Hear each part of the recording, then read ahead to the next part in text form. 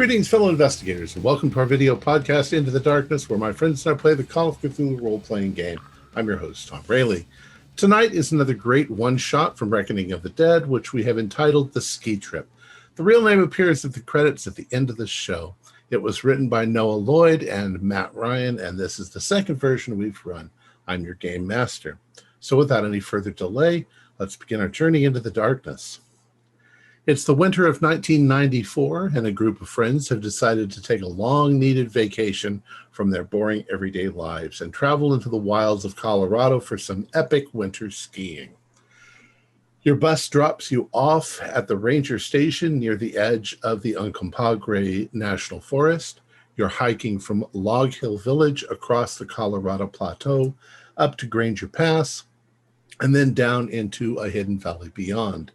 It should be a 3-day trip. 3 days there and 3 days back. Full of nature and snow and peace and quiet and thrills and maybe a few surprises. The first leg of the journey is a 10-mile hike up to the climber's shelter along the way. Since it's winter, there are no other hikers. The ranger warns you to take care. This is avalanche season, and they're quite common. He also mentions that the rangers would be very happy to return your frozen bodies to your families next spring if that is necessary.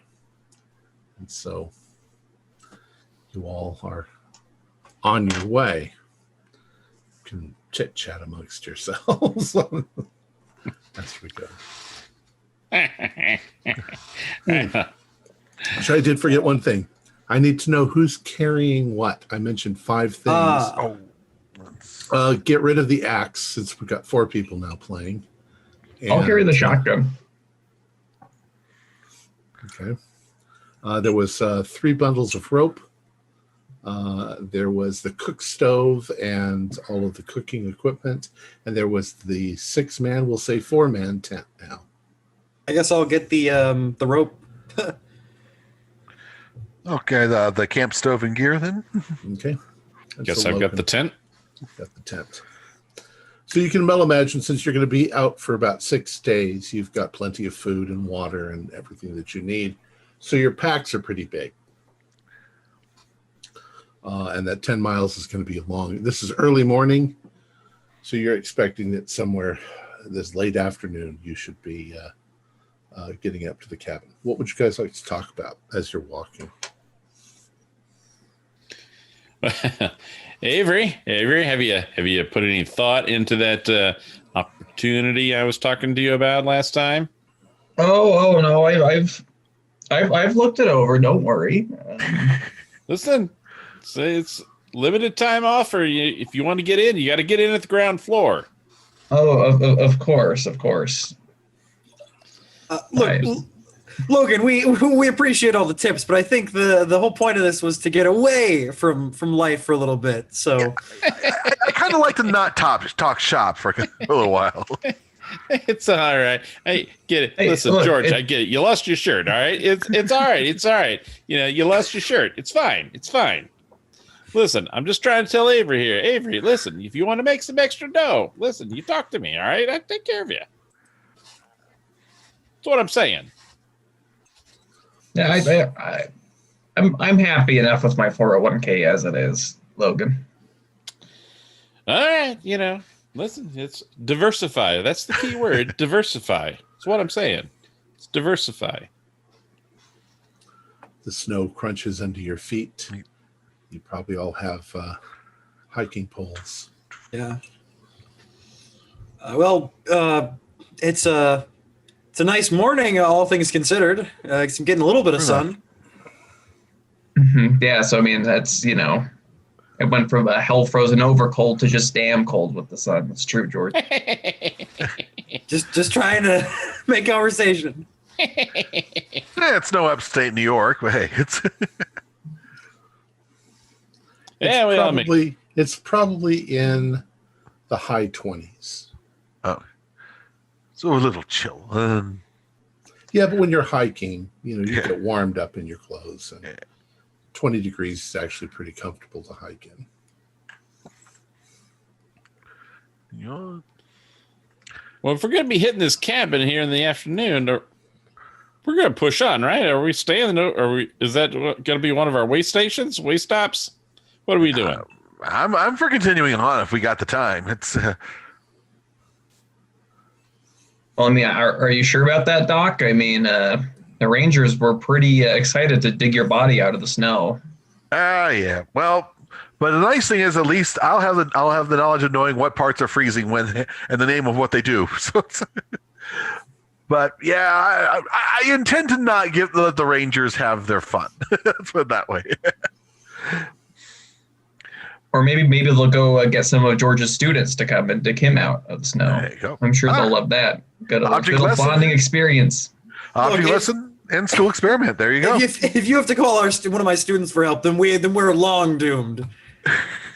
Oh, well, it was never for help, George. It was, they just might have a nice, enjoyable experience digging their teacher out of the snow. Oh yeah, definitely a selfie worthy episode. What? A selfie? What? Yeah, self pictures. It's a new fad. Trust me, your kids will love it. It's beautiful. It's going to take off in about like 20 years. Yeah. All right. So, hey, do we have a brick cell phone with us? Oh, do we have a satellite phone? No. Okay. no. 95. We're prepared. Probably your beepers won't even work up here. Okay. You brought with you a shotgun, but you don't expect to have to use it. It's, in case it's a dangerous animal. But this time of year, most of the dangerous animals should be good and, hibernating this time. So, the morning is lovely. There's lots of snow on the ground, but it's not too deep right where you're walking. You're tending to stay towards the middle of the valley, so where the least amount of snow has fallen. The trees are tall, the mountains are spectacular, and on and on and on you go. Somewhere around 2 p.m, you start to notice clouds rolling in, and it's gray now instead of being sunny. The temperature drops just a little bit, but not uncomfortably so. And you start getting a light sprinkling of snow as you march on. You're following your topographical map. You know where things are. You continually identify that must be this peak and this is here, and so forth. So did we get an idea, weather report on how bad it was going to get today? Or at the most, they told you that there might be some light flurries of snow. But the weather can change up in the mountains like that. Well, right. Jamie, for this afternoon, it looks like we could expect some light snow flurries. There's about 100% chance of precipitation in the next 2 minutes. That's pretty good, Willard Scott. All right, let's keep going. So for the last couple of hours as you're walking, your packs are starting to get pretty heavy. And you're looking forward to resting for a while. It's the snow starts coming down heavier. The flakes are big clumps of flakes falling out of the sky. It creates kind of a soft dampening in the air. It almost feels like you're indoors. There are no echoes. Even the sounds of your feet are softened by the soft snow around you. And it doesn't particularly make it any more difficult to walk because it's so fluffy, it just sort of pushes out from in front of you as you walk forward. Eventually, as you're going along, you see up on the hill ahead of you the cabin, what they called a climber's shelter. It's not much of a cabin as you go up, more like a shack. with a tin roof on top of it. You don't even see a chimney. So you come up to it, and there is simply a wooden latch with a nail that keeps the door closed. You open it up, and there's room for maybe 6 to 8 people to sleep on the floor. There are no cots or anything like that, but the floor is wood, and it's up off the ground. There's like a little porch around the thing. And there is a single window in the front that's pretty dirty. It's got frost all the way around it, but it's also, nobody bothers to clean it. And there is a kind of a pit in the back where you could light a small fire to bring the heat up or temperature in there without setting the building on fire. Here. And it's freezing. Doesn't look like there's been anybody in here for a while. Well, if we want to take a break, this is a good time, I guess. With the snow come down, it might be wise to stay here overnight. In which case, so there's a place to build a fire. Is a firewood? There are some pieces of wood there. Yeah. Okay. And you have stuff to light fires. Okay. Right. So, You don't have to do it the old-fashioned way. all right. Well, then I'll go ahead and start gathering some wood together in the fire pit so we can start getting that fire going. Okay. Jamie, do a spot hidden for me. Spot hidden. A normal success. Okay. As you're moving the wood around, you suddenly realize that there are a number of bottles up against the wall behind the wood, almost like they were tucked there for safekeeping. You realize there are 3 fairly large bottles of Jim Beam whiskey. Oh, looks like we'll have a little extra warmth tonight, folks. Hold up. Hey, nice find. Well, you can make sure to keep us in the proper medicinal levels, right, Doc? Of course. Right, yeah. Don't overdo it because you'll get a fake sense of warmth, and Right, alcohol yeah, is a depressant, so it's a. Well, I mean, with all the drinking and partying that you do at medical school, I'm sure you're Oh yes, yeah. quite able to keep us. I think so. Yeah. Well, I'll keep you within recommended levels. But they don't have these same kind of parties at the law school. No, we're too busy, learning things. It's very rigorous. law school. Oh. You can have a little bit of both, but I understand what you mean. So you said it was still about afternoon, right? Yeah, it's late afternoon. And so in winter Colorado, so we've maybe got a couple hours of light left, if that. Probably only a couple. And you've got mountains and trees around you, so already the ground is in the shade. And you've also got a bit of a storm coming up with the snow. Yeah, I think you had a wise idea, Logan. Might be a good idea to batten the hatches down here for the night. The floor, even though it is elevated, it's still going to be cold. So I'm going to open up the tent and lay it flat, so it'll be almost like a vapor barrier between our sleeping bags and the cold floor. So we'll put all of our sleeping bags on top of that flattened tent. Good idea. Okay. That actually works quite well to create like you say, a vapor barrier, because the cabin is not very sturdy. It once again just has another little wooden latch on the inside of the door to keep it closed. You can hear the window rattles just a bit from the wind outside, and there are probably cracks in the wood that you can see here and there. You can see the light outside. You can hear the wind whistling around the corner of the building. And yet there's kind of a peace about it. You're out in the wild. It's so much better than the city. It's cold, but it's a calming sort of sound. a gentle, pleasant sound. Like nature. I don't know how you guys tuck me into this every year. I just, there's nothing like going to sleep listening to the sounds and screeches of sirens. This quiet is driving me nuts. I'm sure it is, Logan. Sure it is. That's why, that's why you come every year. You just gotta chill out, relax. Have you ever tried meditation? I do try meditation. I pat myself and pat my pockets, and I go, oh, that's right. And I'll pull out a big fat joint, and I'll spark it up and go, I'm gonna meditate. Okay, that's an interesting perspective.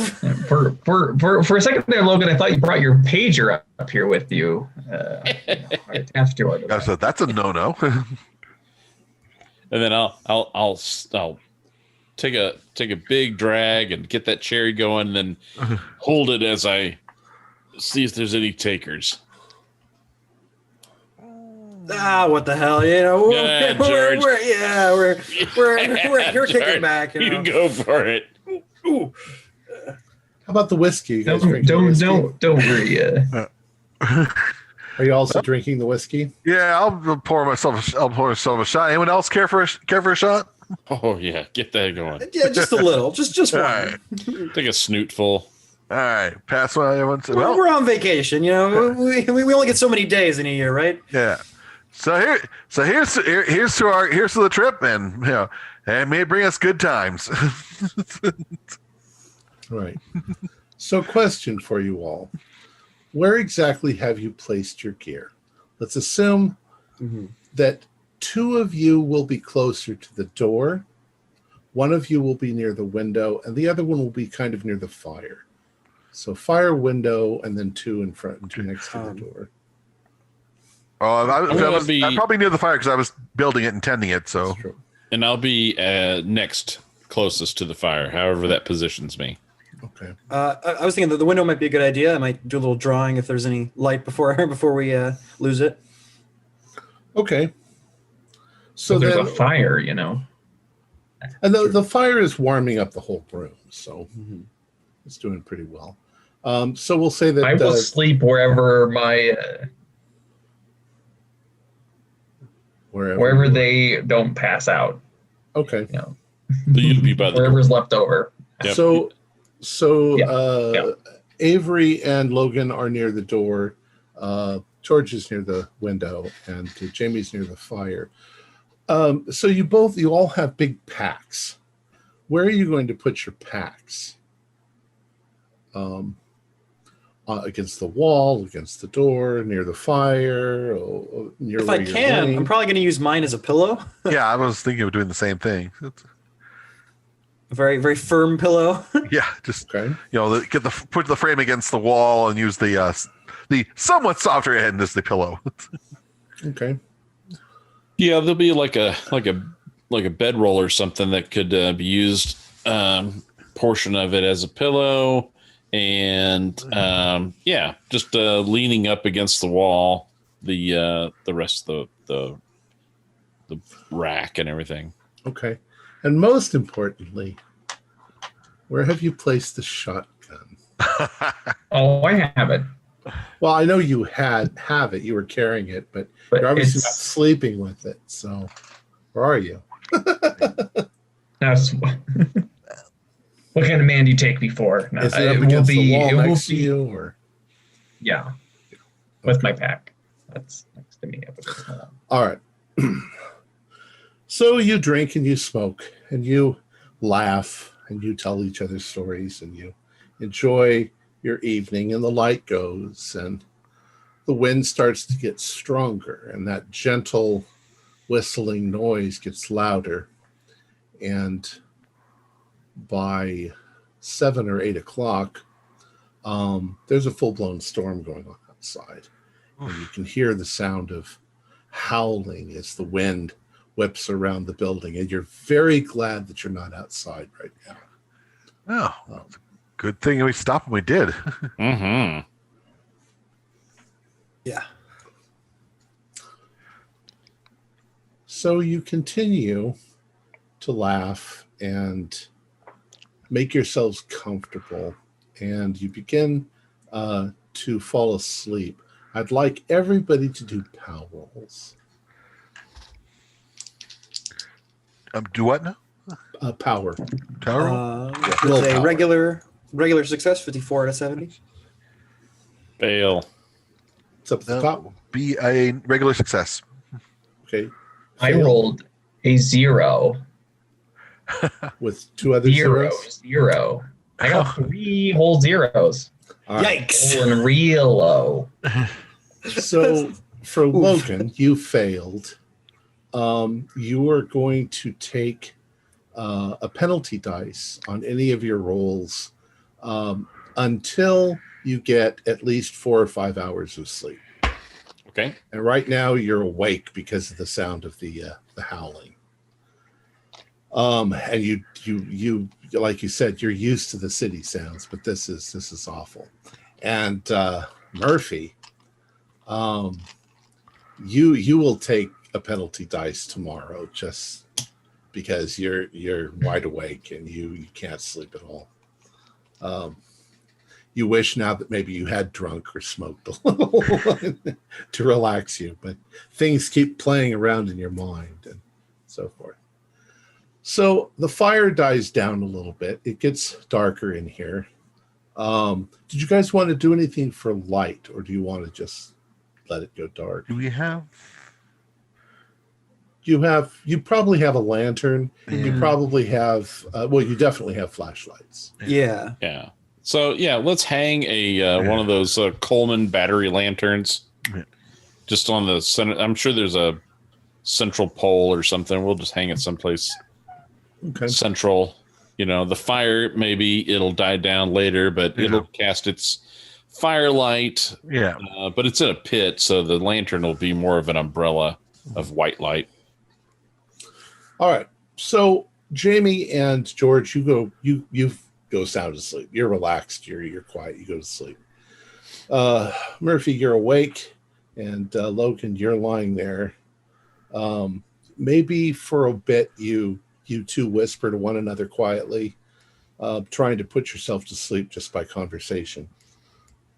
You figure it's probably about 10 o'clock. The wind is blowing, the howling, and I'd like you both to do listen rolls. With the penalty dice? No, you can just do a regular listen rolls. You haven't slept yet, so the penalties will be for the morning. I have a hard success. Okay. Well, I've rolled much higher than my previous all zeros. So that's a failure again. Okay. Avery, you're concentrating more on your own mind and what you're doing. But you look over at Logan as he's lying there, and Logan suddenly looks like he's listening very carefully. And Logan, you're listening to that howling and that noise, and you're trying to let it make you fall asleep, hypnotize you into sleep, and you start to notice a rhythm, and there's a crunch sound and a crunch and a crunch, and you realize there's something coming towards the cabin. In the middle of this storm, you can hear it crunching in the snow. Crunch, crunch, and it's getting louder. Avery. What? Do you hear that? There's somebody outside. They're coming towards the cabin. I start, clambering out of my sleeping bag so I can be standing up on my feet. I'm like, dude, there's somebody coming out here. I can hear him coming. You hit that little joint of yours a little too hard, I think. I am just about the time. But I'm being paranoid. Come on, man. There's somebody coming. Just about the time Avery says that, whatever it is, steps onto the wooden porch outside, and it definitely makes a creak. In fact, the cabin shakes just a little bit. I go and I both do a spot hidden. scramble for the shotgun. Well, I have an extreme success. Okay. Well, Perfect. I'll take the fact that I've actually managed to pass a roll Okay. as a good sign. So Okay. regular success. Well, because I like the fact that you got an extreme. The first thing, Avery, you notice is Logan's eyes go wide. And then you turn to see what he's looking at as you see this enormous black shadow move past the window. You can't really see what it is, but it doesn't look like it has a head. It's like a mound, and you're pretty sure it's brown and hairy, and it's moving towards where the door is. As you're looking at this, is all happening very quickly. What do you guys do? I'm scrambling for the shotgun. Okay, you grab for the shotgun. How about the other guys? They're sound asleep, snoring. Yeah, I start kicking. Kicking at midsection, stomach, hip. Oh, I'm what the hell? There's a bear outside. Well, it's not morning yet. Well, I'll get out of your house in the morning. I mean, Get the fuck up! Get the fuck up! There. Everybody, shh. Well, because they make bear outside. Because they make noise, whatever it is stops, and you see the wooden door thing twist, and the door flies open with a blast of snow and wind. Avery, do a power roll to see if you shoot the gun. Or you can do I'd rather do a sanity roll. Everybody do sanity rolls. Okay, so Tom, as a person who has now failed both a POW, either one. I mean, my POW and sanity are equal at this point, so I failed. Okay. And I have a gun in my hands that's loaded. I got a 14. I got Bit jumpy. a 14 as well. Hey! I rolled a 14. All right. Whoa! What are the odds? So if you rolled a 14, that's good. No, if you passed, you're going to take 2 points of sanity loss. Right. But Avery, do 1d4 because you failed. Uh-huh. My failure has let me better off. I only lost 1 point. Okay. So you managed to stop yourself before you pull the trigger when this enormous, what you first think in your mind is a bear, because there it is with its fangs and its ears and its eyes. And it suddenly says, "What the devil?" like this. And you realize it's a mountain man, and he's got the bear is part of like his covering as he steps in. He's got a big beard, and he's startled by you as almost as much as you're startled by him. He's like, "What the devil? What are you tourists out here this time of year? What are you doing out here?" I live out here." He steps inside and he turns around and he closes the door against the wind and locks it, or closes the wooden latch. He says, "Jesus." And he's muttering to himself, and you see him walk over to where you've got the fire, and he immediately takes a couple of pieces of wood and puts them on the fire. And without doing any kind of spot hidden or smell vision, you can all smell the guy. Okay. You might guess that he probably hasn't washed in quite a many months. Oh, defunct. And he says, "A bunch of crazy tourists, you're all going to die out here." Says, "What on earth are you people doing out here?" Why do you say that? You apparently live out here. Aren't you just as crazy then? "I've lived out here for 35 years. He says, "You see the way I'm dressed." And he starts taking all of this off. And the more he takes off, the riper the air Oh. Yeah. gets. But he starts warming his hands over the fire, and he's got big old hands. And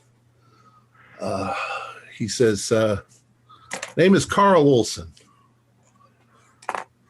He says, and he sort of hunkers himself down against the wall and sits.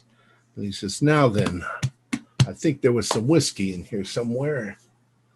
And he reaches over for the Jim Beam and sees that you guys have drank some of it. And he pulls out an old tin cup. And he pours some in it, sits it back down and drinks, and just stares at you like... All right, Carl, make yourself at home. So, why would you be up here in the dead of winter? Cross-country skiing. Skiing? I would think that a bunch of people like you would be at little resorts someplace with your little baskets going up the hill and coming down on the slopes with the snow bunnies. And that's not skiing. That's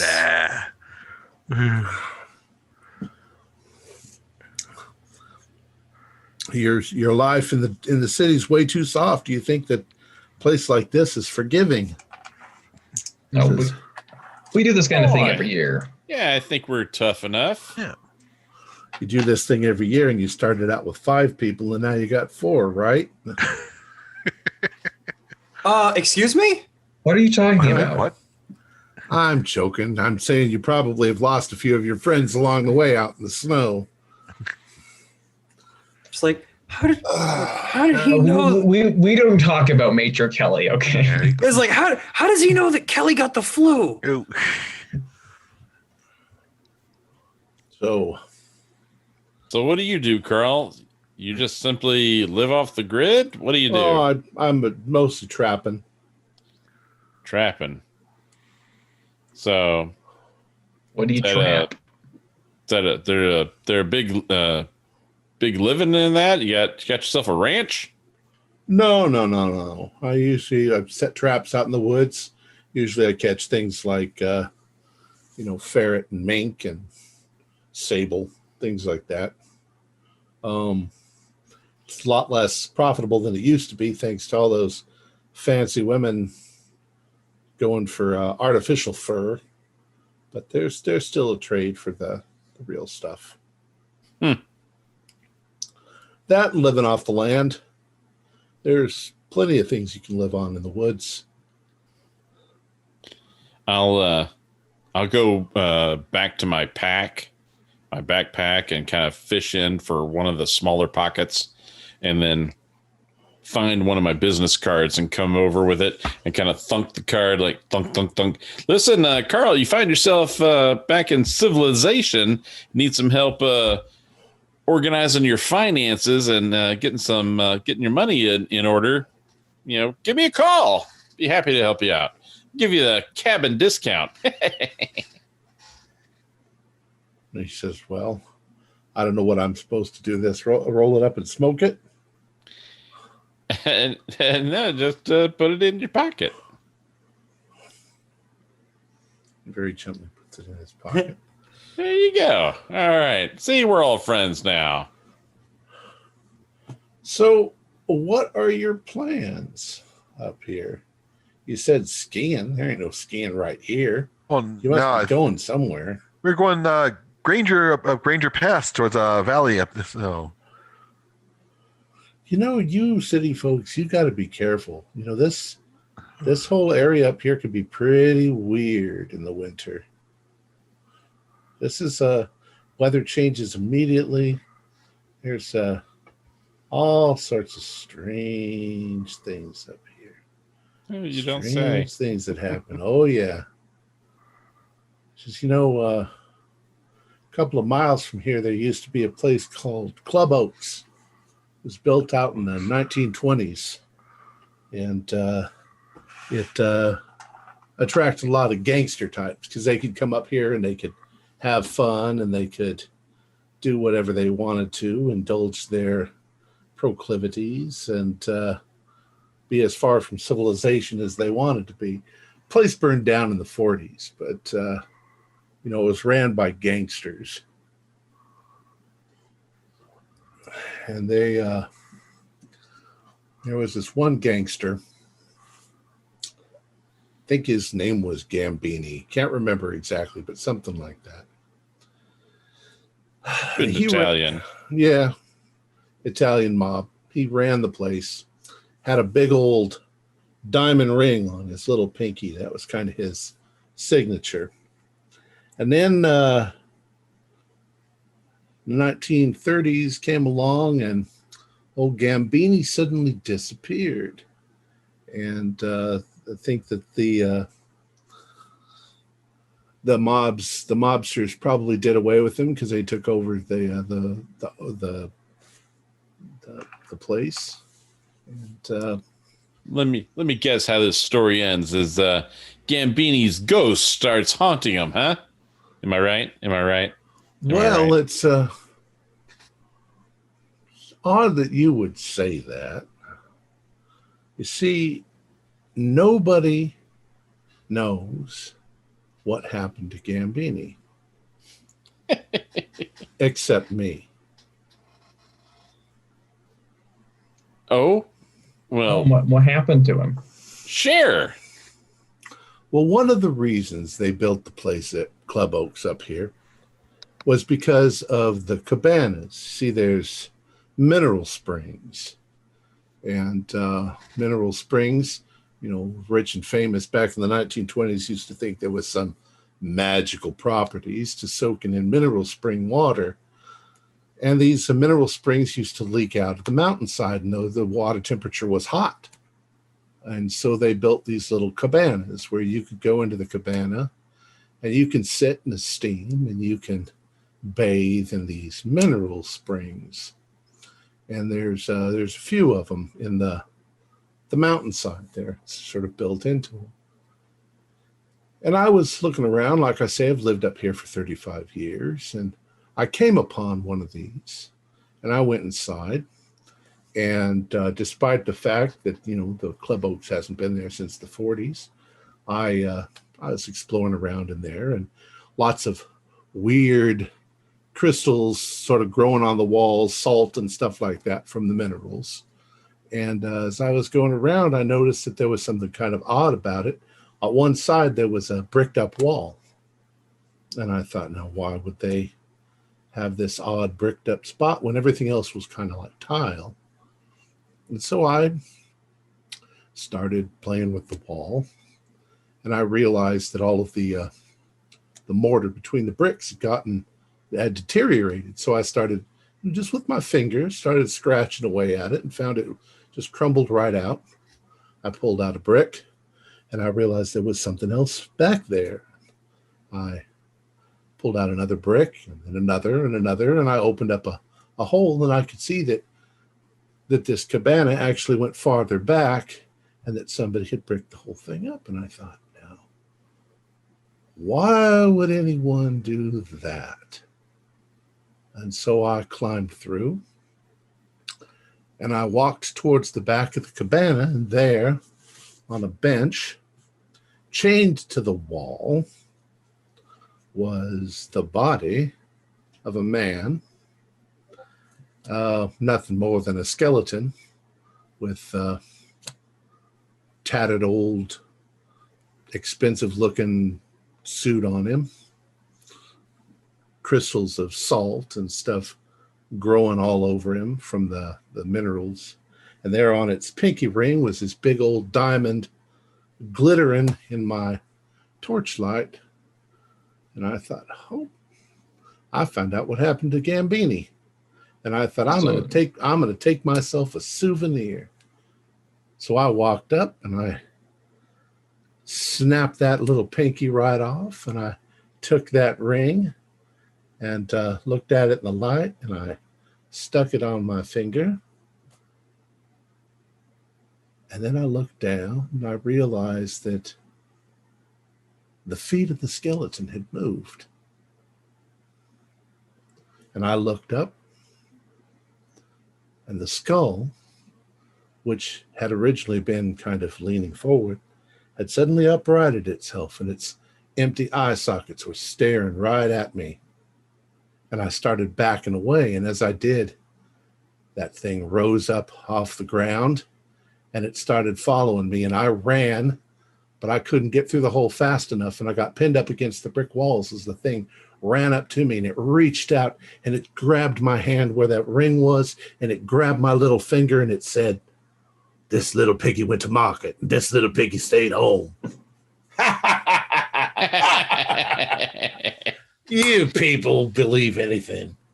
Now that's a story, Carl. That's a story? That's a story. Now, I did like that story, but Carl, did you steal the medal from a cask of Amontillado? Amontillado? However you pronounce it. I'm not an Italian or French teacher or whatever. I teach a literature teacher. This is like the shiny. I'm a social studies teacher. Yeah, I teach social studies. I was waiting for Edgar Allan Poe to show up. It's like the whole damn story's been made up. I just was having a game with you. That's a good one. I like it. That's a good one. You tell a ghost story. You tell a good one. That's a good one. Now, if you don't mind, I'm going to lean back and try to get some sleep. I just got to tell you, folks, if you're going to go traipsing around, if you're heading up to Granger Pass, you be careful. You don't make a lot of loud noises. You stay towards the middle. You keep your eyes open. Avalanches happen all the time. Watch out for trees falling over. And if you hear any weird noises, you stay away from them. Well, we can avoid all the weird and loud noises by making sure Logan just doesn't hear any jokes. And he gives you a smile, and he takes another drink of whiskey, and he leans back and very quickly starts to snore. Pulls his bear's hat over his face, and all right. I'm going to try and turn in, see if I can get some sleep. I'm going to see if I can get 4 to 5 hours of sleep. Avery, you still have a restless night, so in the morning you're going to be tired. But Logan, go ahead and do a luck roll. Let's see if you get your 4 hours. I am under my luck. Okay. So morning rolls around, and Carl wakes up first, and you guys sort of start to groggily wake up as he is putting all of his gear back on. He's not waiting for breakfast or anything like that. And he's not saying anything to you because he thinks you're all still asleep. But he exits the door, and you hear him, close it behind you, and you can feel him because you're laying on the floor. You can feel him walk across the porch and off into the snow, and you hear the psh, psh, psh, psh, psh, psh, as he walks away. You don't hear the wind blowing, so I want to get up and stretch, and as he's still, my intent would be to get up as he's on the porch still, and just kind of quickly take a look around, just to maybe take a mental inventory to see, is shotgun here, is cooking equipment here, is all of our gear still present. Do a spot hidden. Avery, you were going to say groggily to say, I've been watching him all night. I don't think he took anything, Logan. So I'm going to spend 8 points of luck to make it a standard success. Okay. You don't see that anything is missing. Okay. There seemed nothing at all dishonest about the man, and he seemed to be doing very well for 35 years all on his own. He doesn't need to steal. He also seemed very hardy, like he wasn't like sick and dying in the cold either. So, all right. So the morning's come. You guys probably fix some sort of breakfast, make some coffee, and get yourself ready for the next leg of your journey. All right. According to our map, what do we anticipate is our Is there a waypoint? Is there another? No. The next thing you'll have to get up to the pass, and then somewhere along the pass you're gonna have to find a place where you can set up your tent. Okay. So tomorrow is going to be a little bit more rough sleeping. The story he told about that Carl told about the old gangster hangout. Mm-hmm. Do we have any kind of recollection, any kind of history knowledge that there was any grain of truth to that? Well, do a history roll. You can all do it if you guys are sitting around talking about it. That would be You. That's a normal success. Yeah, I also got a normal. 41. I'd say Keeping with my trend. I would say that there are elements of it that sound reasonable. The likelihood of such a thing being right here where you guys are is not very high. But in the mountains somewhere, a nightclub with this would be awfully remote to put something like that. Yeah. But there have been nightclubs that were run by gangsters that got taken over by the mob and the people disappear. That happens all the time. So it was a good story. Gambini, I'm not sure, but I think that might actually have been a gangster, but you're not sure. It sounds like a gangster name. All right. So the nighttime dropped quite a bit more snow. And you find that it's nearly 4 feet deep in places. So what I'll just say that you knew what you were in for. So you have snowshoes, and you strap on your snowshoes, and you get up. Actually, you could do that, or you could put your skis on and do cross-country skiing. Yeah, let's do some cross-country skiing. Good idea. All right. You can do that for a while, but when you actually get to the pass, then it's uphill, and you're gonna have to hike it. Well, you can cross country ski uphill if you try hard enough. I suppose so. It's 12,000 feet up though, so I don't know how well you're going to be able to breathe that high up. Yeah. If you're used to Colorado, that's already a mile high, so you guys have pretty good lung capacity. All right. So you're going along in the middle of the day, and I would like you all to do dex rolls. Dex. Ooh, nice. Okay. That's extreme success. Regular success. Hard. You know, the funny thing is I have a penalty dice, but it doesn't matter because I always fail on my first roll anyway. Oh, geez. Right. So as you guys are going along, you're cross-country skiing, and Avery, at a certain point, he comes to a place where there's a lot of trees, and you're sort of wending your way between the trees. And you're all walking, and you suddenly hear what sounds like Avery going, shit, shit, shit, like that. And as you look back, no Avery. Avery? Avery? Oh, Avery, did we lose you in the snow? Avery has gotten a little too close to some of the trees. And as a lot of times happens, there's kind of a well under the tree where the snow is less. So he's fallen down. He's kind of wedged between a tree and a snowbank, about 4 feet deeper than the rest of you.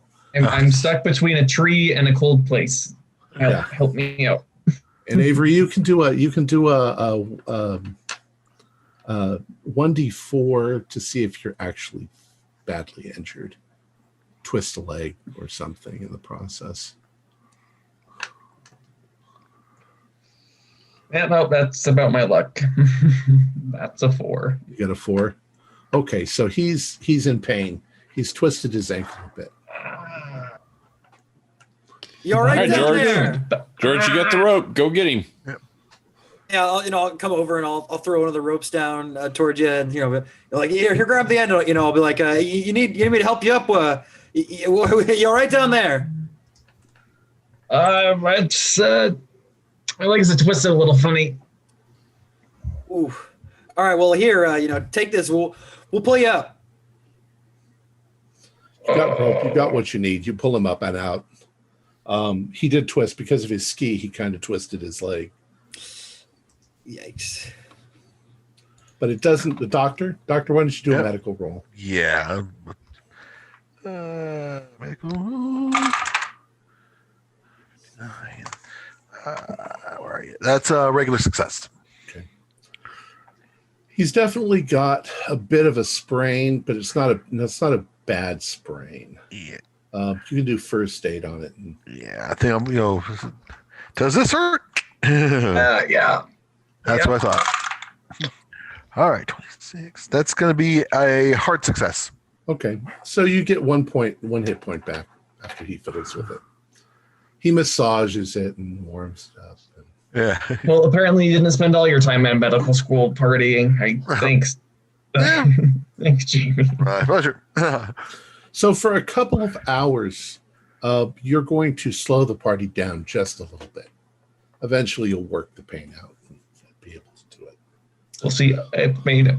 Really what I want them to do is to actually carry me and then go through a haunted section of the woods where they're hunted down one by a monster. Is that doable?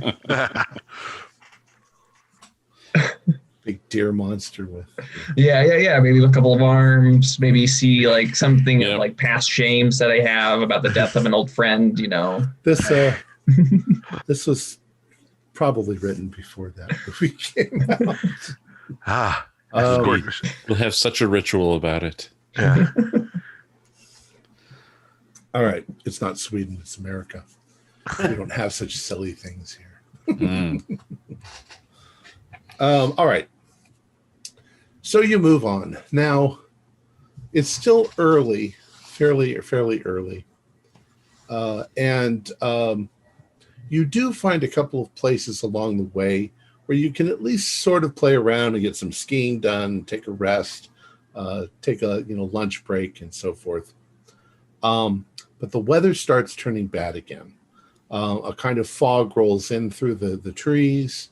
The sky turns gray, and you start getting little flurries of snow again.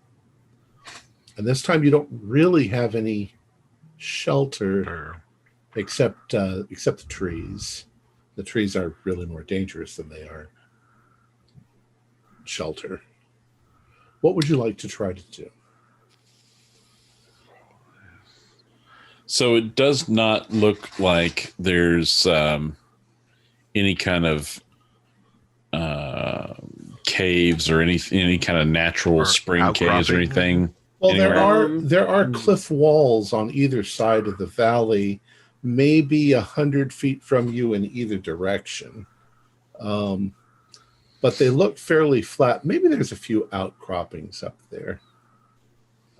Better than nothing. That you could get under. Yeah, we should maybe see if there's any kind of like a cave thing that we could take some shelter in. We'll scout it out and make sure there's nothing hibernating in there. But we might, based on what happened last night, storm-wise, I don't know if we should be pitching a tent out here in the middle of this valley. Oh, but you have much of a choice is the next question. Could I try me do like a natural world roll or something to see if I can try to find a cave or something like that? No, come on. Where's it? Any of you Boy Scouts? We got to dig snow caves. You ever dig a snow cave? I think that you know that there's going to be caves here and there. Mm-hmm. It's a matter of finding them. It's more going to be a matter of searching and looking and trying. Now, one problem is trying to get up to them because now you got to go kind of up the hill a bit. Well, let's stick together. Let's head over here to the left and see if we can work our way up and try and find a cave. The snow is a bit loose, so for every 2 steps you take up, you slide back down 1 step. Here, can I make? I have a penalty dice, but can I make a survival check? Because I know there's camping techniques where you dig snow caves, like little caves in the snow, and they keep you warm and stuff without a tent. Sure. No. I don't know why I bothered. I rolled first roll's a failure, then the penalty dice. Also, why don't we tether ourselves together with the rope, stay in a string line, and let's go and see if we can find a couple of caves. Find at least one cave that we can go scout out. All right. So you guys are working your way, trying to get closer to the cliffs. The storm starts to get worse. And in addition to some snow coming down, you suddenly hear reports of thunder. Well, that's not good. Boom. And they make they reverberate through the mountains. They echo and they echo. And across the valley, on one side of the mountain, you suddenly notice the white is all sliding down into the valley. No. It's quite a bit distant from you, but definitely an avalanche with the thunder. Yeah, we need to find a cave that we can get in and get some shelter. For sure. All right, you move on. You're working your way through the trees, and a much louder report of thunder. Boom, cracks right over your head. It sounds like, and you see a flash. In the whiteness above you. The wind picks up and it starts to get quite bad. I would like you all to do a spot hidden roll.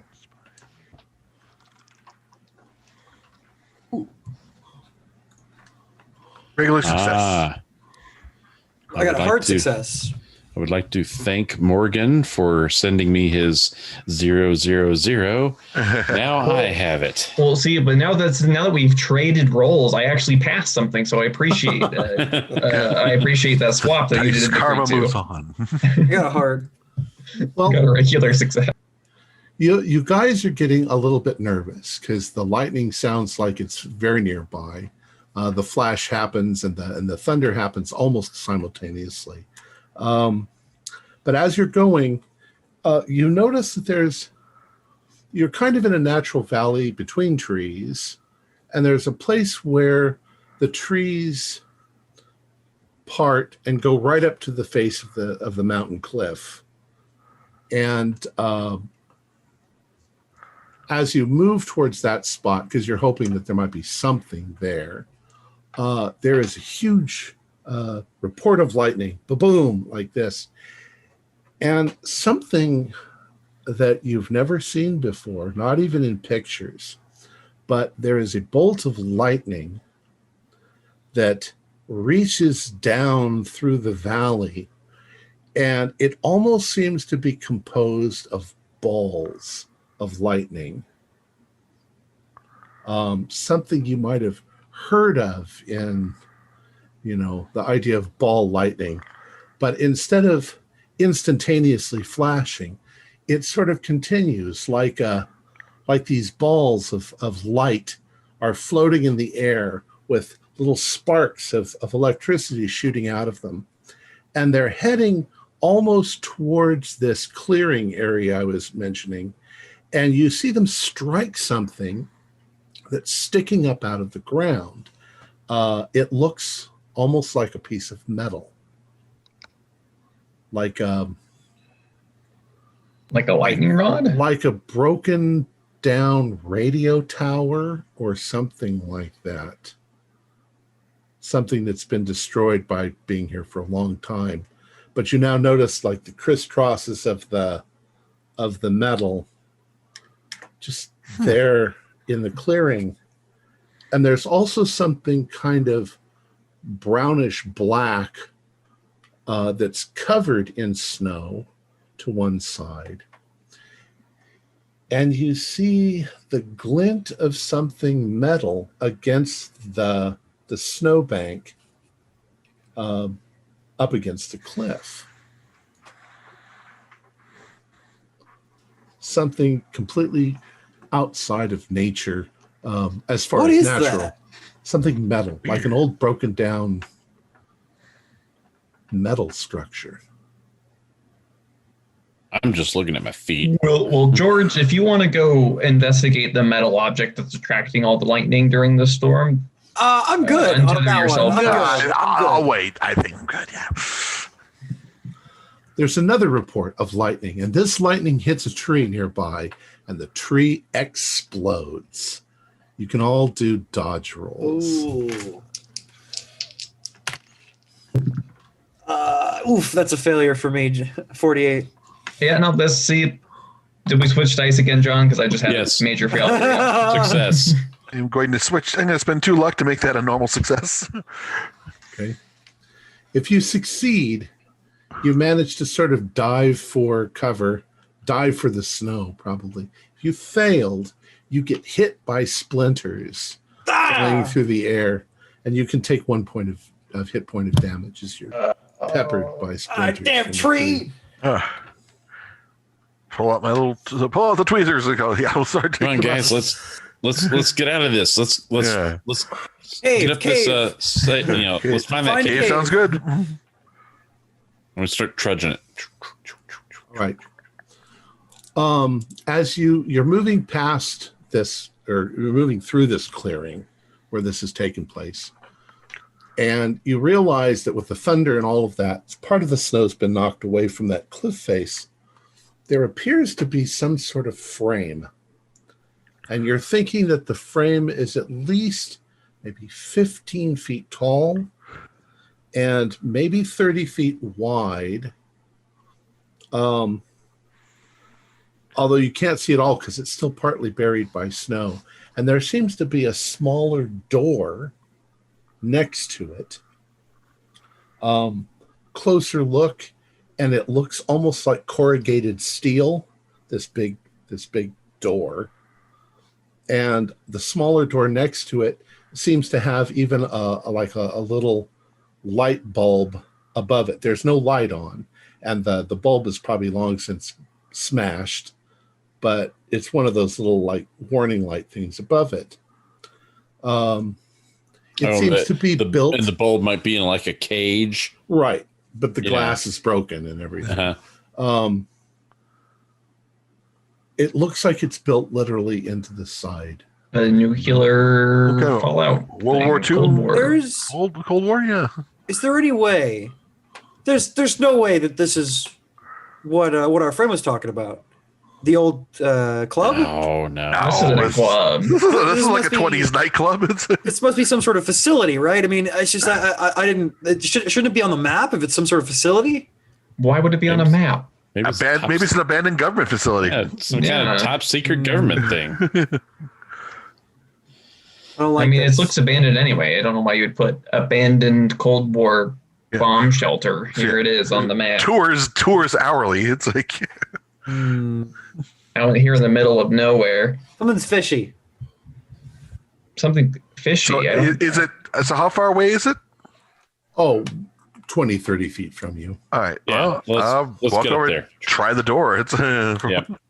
All right. As you approach it, I mean, the wind is now howling. The snow is coming down. You're still hearing reports of lightning, and you're seeing the flashes in the sky. You can see as you come up to it that the door is slightly open, maybe 4 inches. The steel door is not, and the steel door is still half buried in the snow and ice. Looking around you, you think that this might have been recently uncovered by a slide, by a snow slide, an avalanche. Yeah, let's either, if it's push, let's push it in. If it's pull, let's pull it. Let's get that door open and get inside. Is there any markings like, say, U.S. government or something like that? Nothing. There might be something, but it's so faded with time you can't tell. As long as there's not something that's like radioactive warning. Yeah, there's not a dump radioactive site. Who's going to try to push open the door? I said I was going to try the door. Okay. So As someone who has a sprained ankle and is now covered with tree shrapnel, no, I am not opening the door. All right, so you're going to try to push open the door. I'd like a strength roll. You guys can work together because you realize that the bottom of the door is kind of frozen in ice. It's If I help, can Jamie get a bonus die? yeah. okay. Do a bonus die. All right. So that will. Well, thank you. That gave me a normal success. Okay.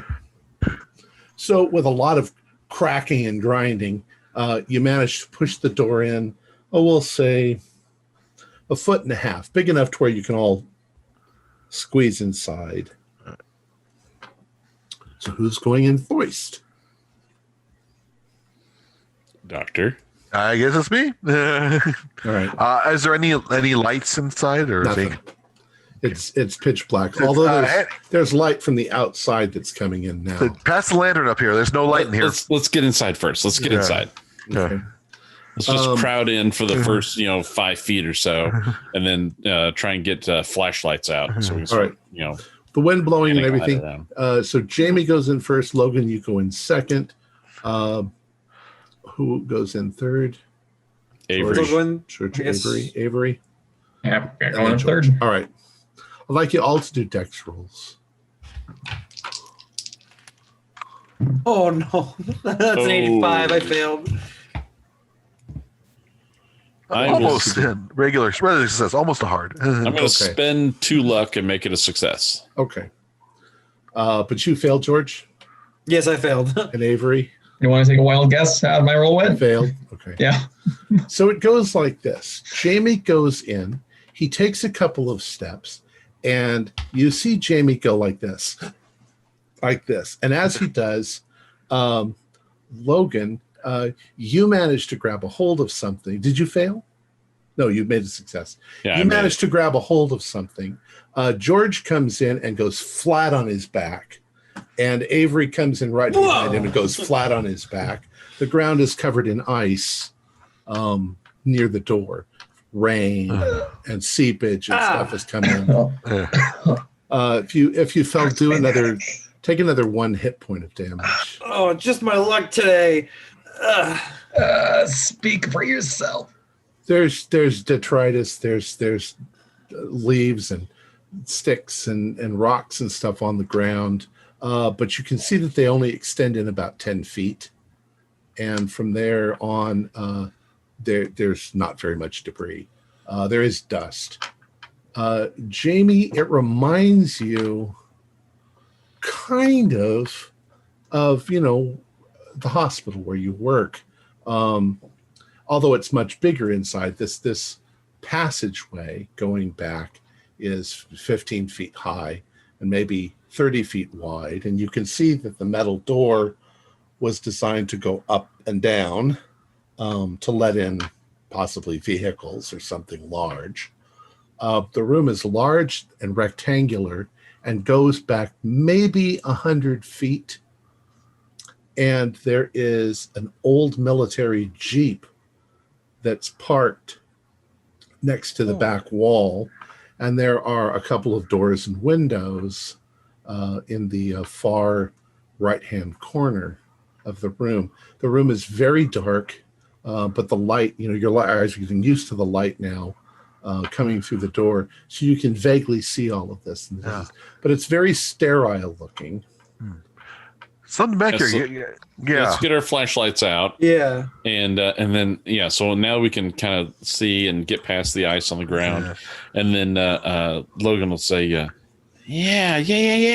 I've heard about places like these are like old, World War II era military complexes.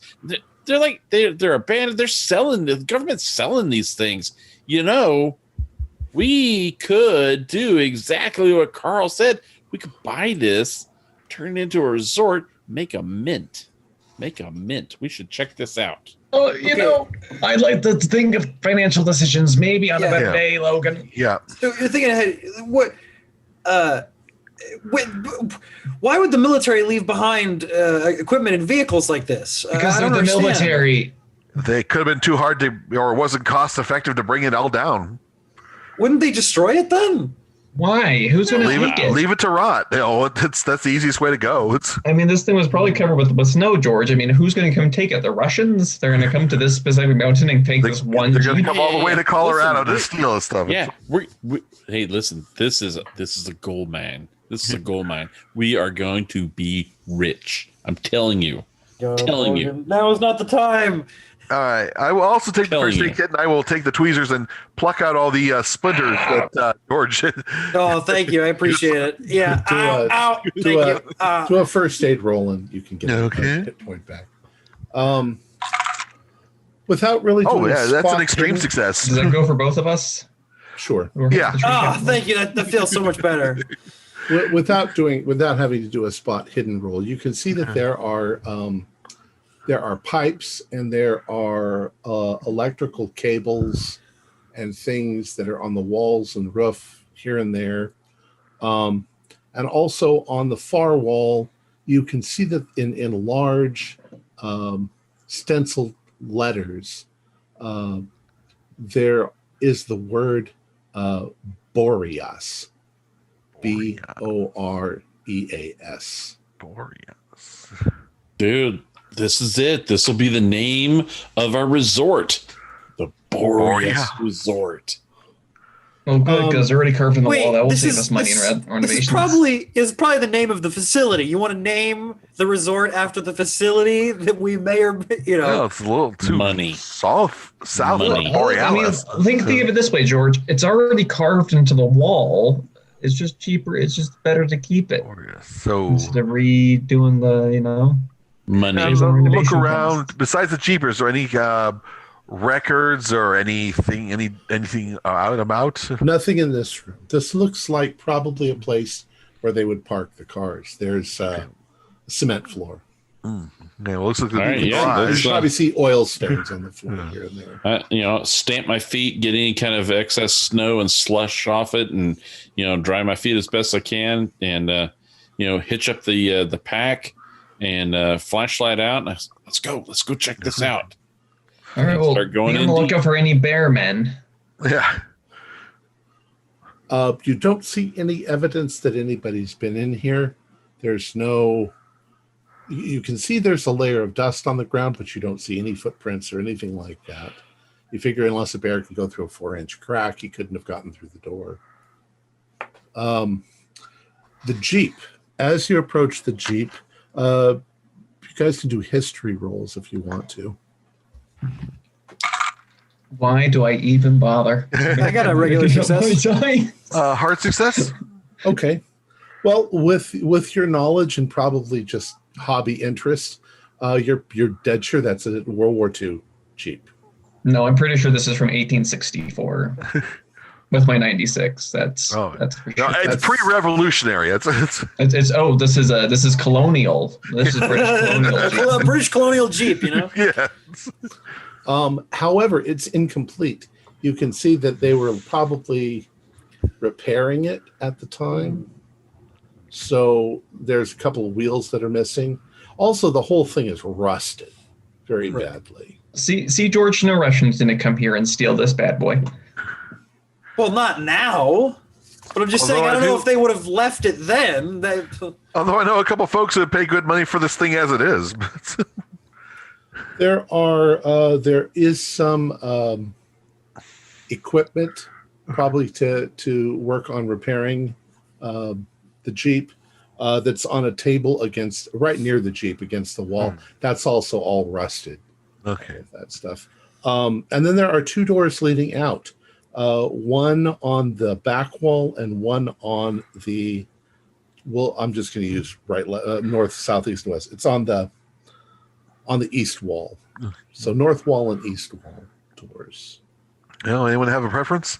Yeah, let's just keep heading straight and go for that north door. Okay. The north door opens without any trouble. It doesn't look like it's locked, although it could be locked. It's just not locked. You open it up. There's a smell of burnt engine oil, and you shine your lights in, and you see two large electrical generators that are there. All of the power cables come into this room and seem to feed into a master switch panel on the wall. And all I don't suppose any of you are skilled enough to try see if we can get this bad boy working again. Yeah. If Let's see what we can do. If any of you have electromechanical, Electrical or repair. even mechanical. I have I'm not as good as electrical repair. That's not my wheelhouse. Yeah, Okay. I'm definitely able to watch. Yes, don't pay I any have attention to the ghost child. I have points above base in electrical.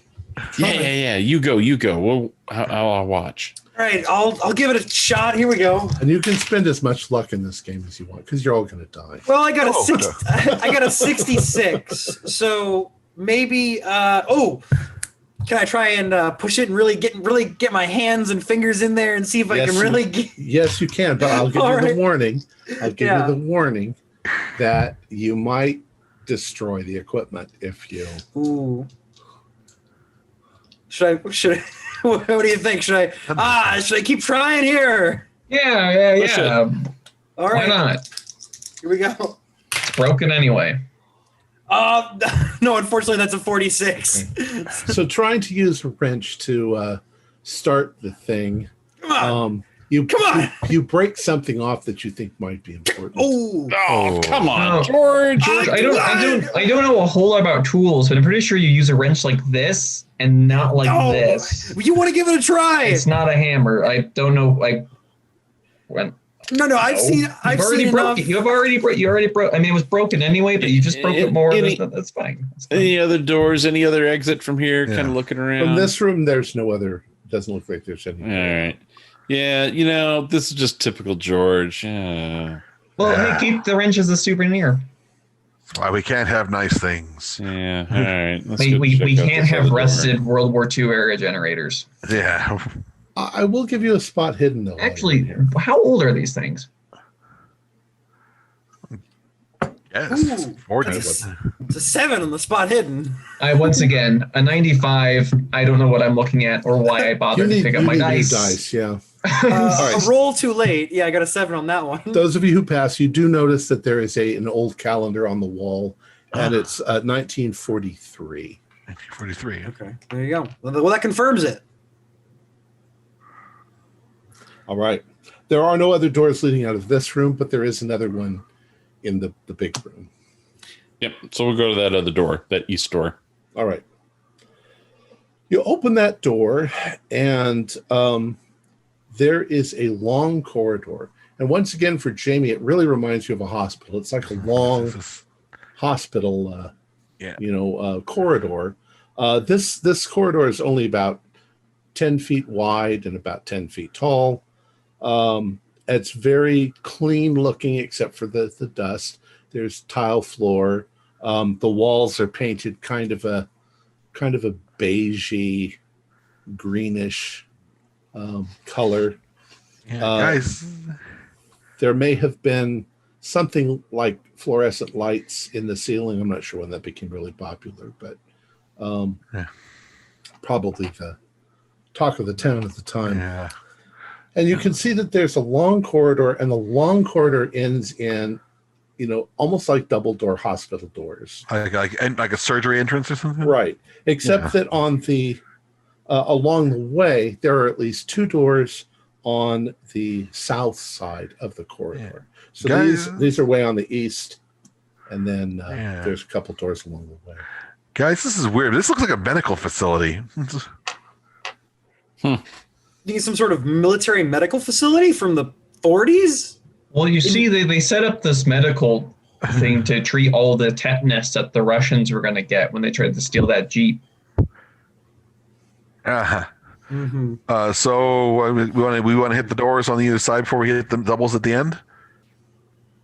if this is a medical facility, I bet these rooms have plumbing to them. We can turn all these into condos. I'm telling Up here? Up here? condos. Who's going to come all the way up here? Let's stick with the resort idea, okay? Let's go. All right. Let's go. Yeah. So are we going to check the doors on the side first, or? Yeah. We gotta see how large these condos are going to be. All right. Okay. The first door you come to, which would be on your right-hand side, you open it up, and you see that it opens into what looks like a military mess. And by that, I mean, place where soldiers would eat. There are tables. You can see at the back end, there's definitely some sort of kitchen. What's odd is it looks like there are a few meals that were left on the table, partially eaten. There's also a trash can near the door where it looks like people carelessly threw stuff into the garbage and stacked their trays very badly because the trays have fallen over. Would you look at this place? Nobody eat the food. Now the food's dust mostly. Yeah. I didn't bring the stuff for food poisoning here. But if you do you don't even have to. You can tell that what they were probably eating was chicken and veggies, and maybe there's a couple of rolls, but they're long since. Is there the cafeteria style, serving area? Yeah. Is there like a kitchen beyond it? Yes, correct. Yeah, so I'm going to go and check this out and oh my God, it's plumbed for kitchening and stuff. This is going to be awesome. Well, as you approach, you can see that there was food out in the chafing dishes or whatever you call them. Mess was in the process. People were eating when this happened. You notice that some of the chairs are overturned, and you get the distinct impression that in the middle of the meal, they left. Why do the military people do what they do? Who knows?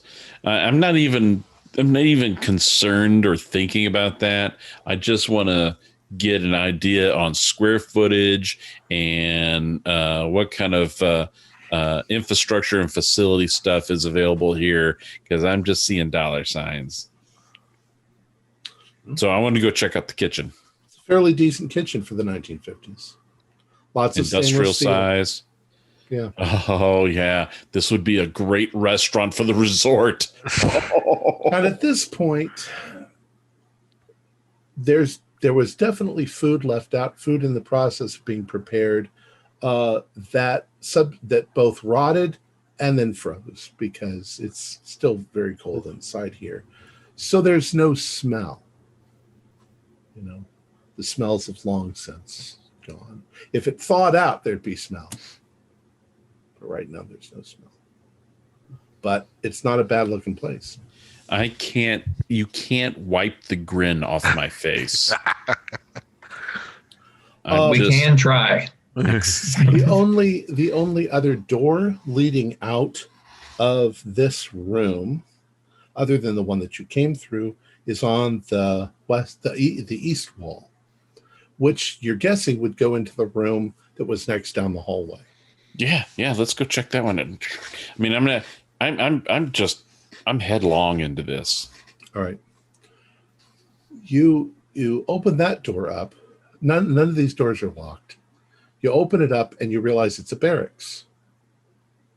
And there are looks like maybe 30 or so beds, 15 on each side. At the end, it looks like a small room, which would have maybe been for an officer or something like that. But there are no belongings in this room. There are blankets, there are beds, And once again, it gives you the impression they left in a hurry. Yeah, how many people could be billeted here?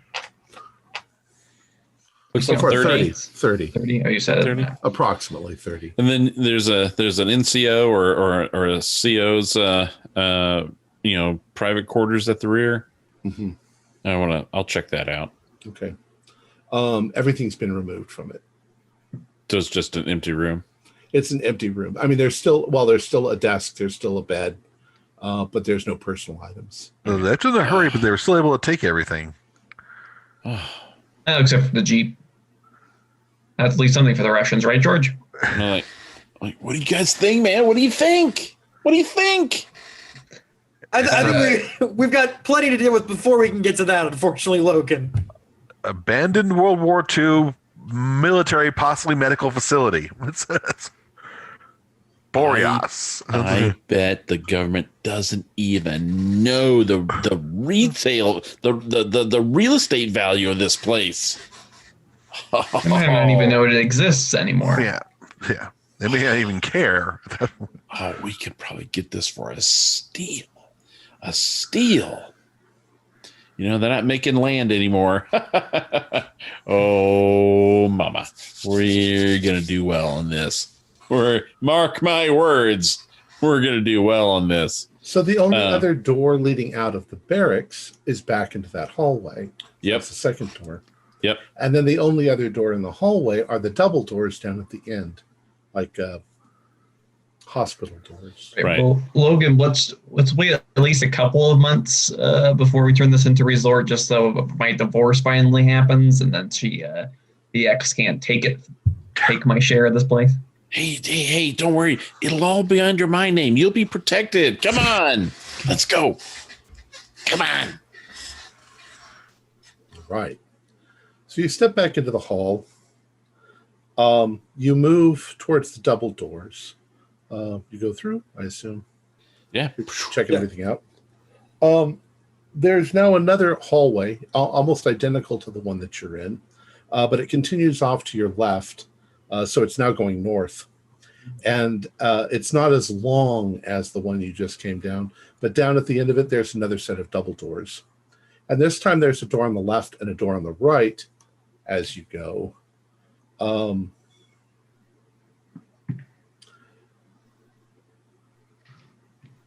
I'd like you all to do power rolls. Do I even bother?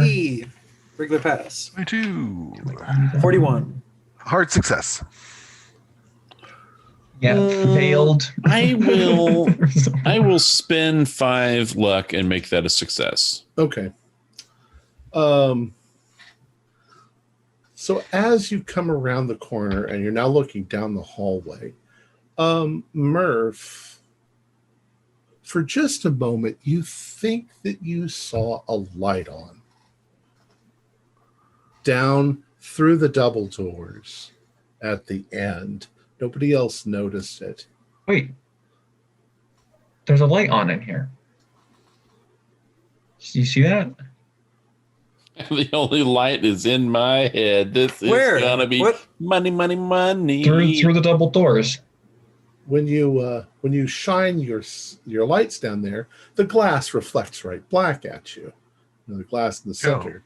So you're thinking maybe Murph just saw the reflection of one of your torches. Yeah, that's there you go. It's just reflection off the glass. There's no light. I mean, no, it was different from that. It was different. It was blue.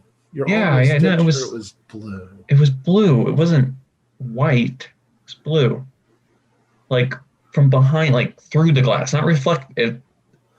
I'm telling you, I know. I saw something.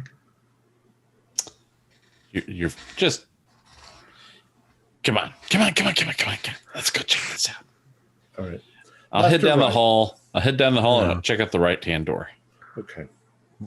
Open the right-hand door, and it's a room, I'd say about 20 by 20, and it is well fitted out as a medical room. There's lots of stainless steel. There's lots of the old-fashioned surgery lights and things like that. There are double doors leading out on the north side, but there are at least 5 bodies under sheets on tables in this room. It looks like a morgue almost when you can all do sanity roll.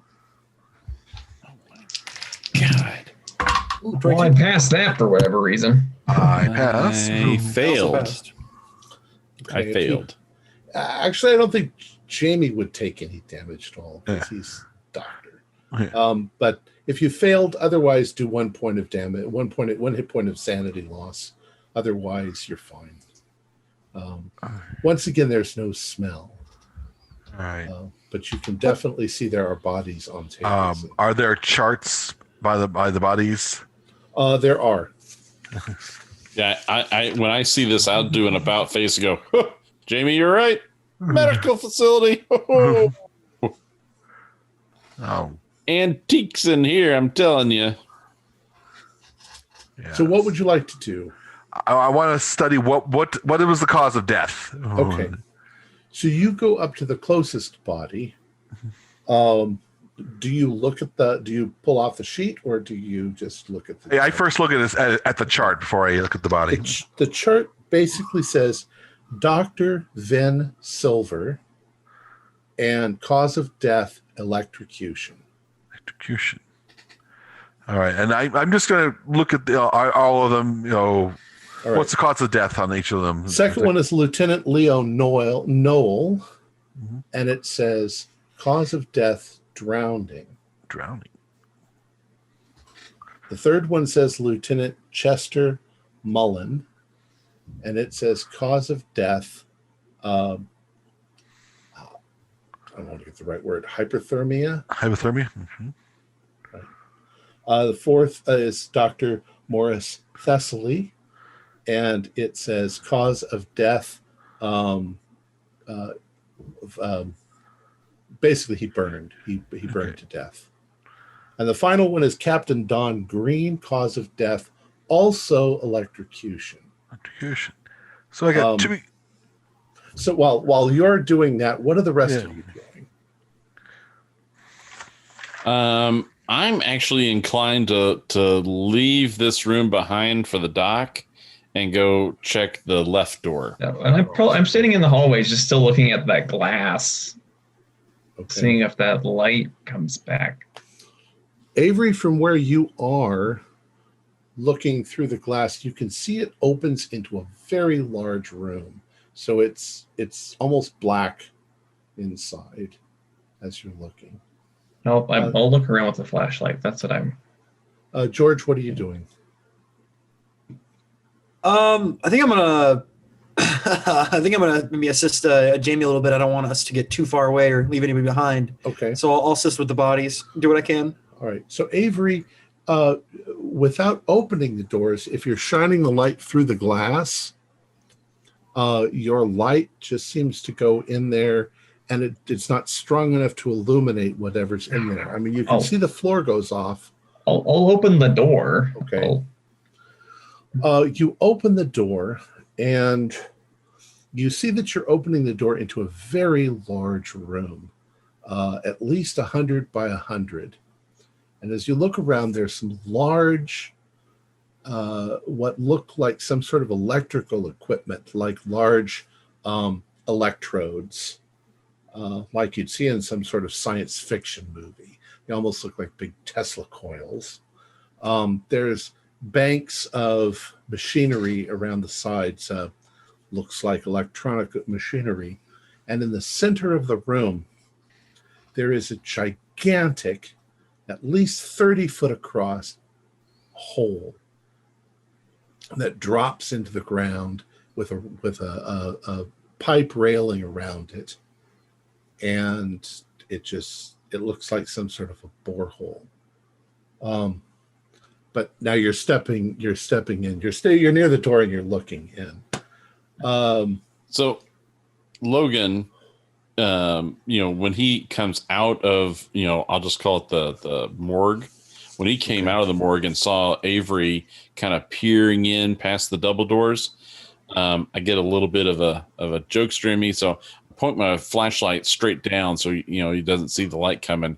I want to come up behind Avery and just kind of do this little kind of try and startle him, and then start laughing and go, "Come on, we'll check that out in a bit. Let's go look at this other door." Avery, do a willpower roll to see if you turn around and punch him accidentally in the face when he scares the shit out of you, because you're already unnerved. Well, with the penalty dice for me being tired, I failed. All right, you failed to restrain yourself. So you swing your hand just naturally and punch him right in the face. So, Logan, you get what you deserve, but you're not going to take any damage from it. It doesn't hit you that hard. Come on, we'll get here in a minute. No, look at this. Look at this place. What do you think they were doing in here? All right, so I'll get my flashlight out and start peering into. Holy shit. There are 6 of these gigantic electrode things arranged around this pit. I want to go look at the pit. Yeah. Wow, you found the mother lode. Let's go. Well, while you guys are doing that, okay, the other 2 are in the medical facility. Right. What you guys gonna do? Now that I've looked at the charts, I'll take the first body that was electrocuted. I'll pull back the sheet and I'll do an examination of the body. Well, the body definitely rotted at some point, Yeah. but it also froze at the same time. So you can guess that after the body was injured, and there are definite signs of high electrical damage to the bones and the what's left of whatever rotting flesh there would be. It's consistent, but it's horrible. I mean, this person looks like they took 1,000,000 volts or something from their body. There's signs that organs bursted, that the blood vessels themselves ruptured. They probably didn't last more than a couple of seconds. And then they laid here on the table and they rotted and then they froze. It's odd that these bodies would all be lying here and not have been disposed of.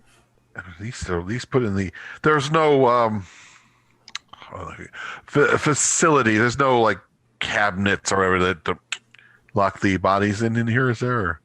Not that you can see in here. Okay. No. Yeah. All right. I'm going to guess the other arsenal electricity is going to be consistent. Like electricity burning and drowning. That's it. I will look at the person who drowned. The person who drowned is in much better condition than the others, but once again, considering rotting and freezing, it does look like consistently their lungs were completely filled with water, which there's no lakes or anything around here. Yeah, so where will this water come from? And the other one, then of course the person who's burned, he's basically just a charred. He's just a charred husk. Yeah. Okay. Well, without me doing a post-mortem on these, I don't know if I can get any more information. And given the advanced state of decay, I may not get much information at that. But 50 years at least. So yeah. So I'm thinking these two. You have two people electrocuted. One person drowned. One person burned, and the other one hypothermia. So I'll look at the hypothermia victim. He is literally frozen like a statue, solid. He's almost completely perfect, absolutely undecayed, but every drop of water in his body has been completely frozen, like he was dipped in liquid nitrogen. Interesting. So he's the scariest kind of one because he's just got a blank stare looking forward with a little bit of frost over his eyes. That is just odd. George, what are you doing while he's doing this? I'm around if he needs any assistance with anything. But I was thinking just generally searching the area around while he's taking a look at the bodies. Okay. If there's any equipment or anything that we haven't gone through yet, I'll take a look. Well, if you look at any of the bodies, you have to take another sanity roll. All right. Pretty horrible. 43. I'm doing good on the sanity at least. Which is probably because Jane will probably go, oh, this is fascinating. There are double doors leading out of the room. There's a lot of medical equipment in here, but most of it is old and rusted now. Right. There are double doors leading out of this room and to the north with glass. And then when you look out, you can see the light of Avery and Logan's flashlights. They're looking into the same room that you are. Interesting. Like, well, if you're finished up there, Jamie, perhaps we should meet up with the others and see what else is in here. I'll replace the sheets on the bodies, and then just What makes no sense is that they didn't take the bodies with them. Yeah, that is the odd That's thing. very, very odd. I mean, they had time to take all the other equipment, but they didn't leave the bodies. There are no medical. I mean, no medical records or doctor's notes or anything in the room. It looks like all the medical records were taken. So, yeah. They took all the doctor's notes too, which is odd. All right. So are you going to go back out through the hallway and then join them, or are you just going to go out the doors into the same room they are? Probably that's the easiest. Yeah. How the doors in the same room. Right. So the four of you are now in this large room with the circle in the center. What do you guys want to do? Approach that hole. Yeah. What is that hole? Go and take a look at it. Like, what? I mean, does it look like it was meant there, or just like tunneled up, or is it just an actual It looks like it's perfectly round. It looks like it was dug into the rock itself going down. The edges aren't perfectly round. I mean, it's in stone. What are the chances that part of our gear would have included a chem light or two? You mean these things like that? I don't know if those were. I guess those were around the 94. They were absolutely there because I served in the Army 86 to 90, and we had lots of them. And I remember in Halloween going around, they had them doing that too. I'd say that those were really popular. So yeah, you probably got some of those. Glow sticks. Now I've got a question that I didn't Fancy ask glow you. sticks. Did you bring all of your gear with you, or did you leave some of it back out in the garage? I brought the rope. I would have thought you brought it with. And once we were in the room with the Jeep, I did talk about how I hitched up my gear, got it nice and tight up on my shoulders, flashlight out. So I've got everything with me. Okay. Because I'm thinking we may choose to set up our tent and sleep deeper away from the open door where it'd be cold. Not a bad idea. And you do get a little bit of impression that it's a little warmer in here, and it's not necessarily, because there's a heating system, but just because caves usually are around 54 degrees naturally, and they do provide shelter from the cold. So the temperature is a little warmer in here. So I want to get out a chem light. Okay. And do like you do. You crack the ampules on the inside, shake it up to get the chemical reaction going, and then you get this nice neon green chem light. And so then once that is nice and glowing, I'll just kind of take it and just kind of toss it into the hole. Click it so it'll tumble end over end until it hits the bottom.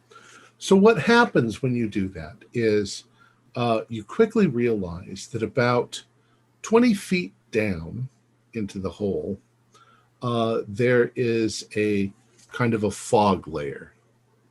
So your thing goes into the fog. There's a few moments where the fog sort of lit up that kind of greenish yellow, and you hear the stick hit the bottom. And now there is just a light, a very faint sort of greenish glow to this fog that's down below you.